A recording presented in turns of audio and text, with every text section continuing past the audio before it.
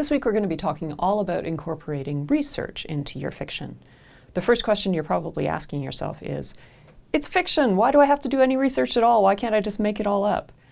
I want to make two great claims for research and for why you should do research for your fiction. First of all, I want to claim that it's going to add to the credibility of the world that you're creating. And second of all, it's going to be a wonderful source of unexpected inspiration.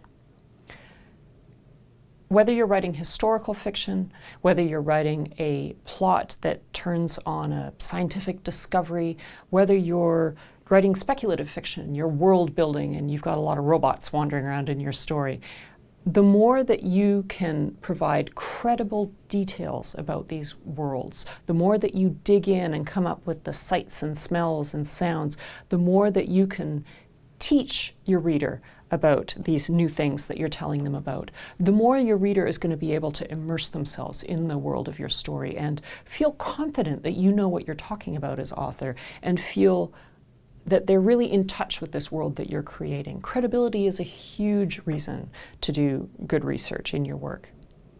And then secondly, as you're doing research in whatever area it is, whether it's history or science or what have you, you're going to come across things that you yourself didn't expect to find.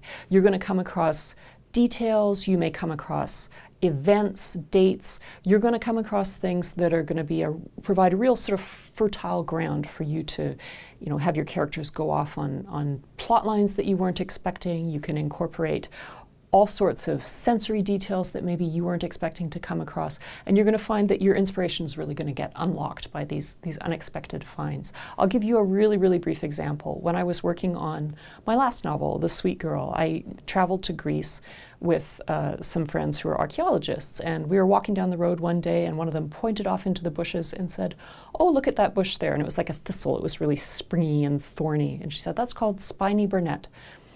Archaeologists call that the bubble wrap of the ancient world, because when people were moving house in ancient times, they used to wrap their breakables in this stuff because it was springy and firm and it would hold it in place, so you could pack your plates in this stuff and then stick it in a crate and nothing would get broken. And so I ended up putting a scene in my novel where the characters were actually moving house in the ancient world and they had to go out and collect this stuff and pack their stuff up. And it really provided a texture and a richness that I wouldn't have been able to come across on my own.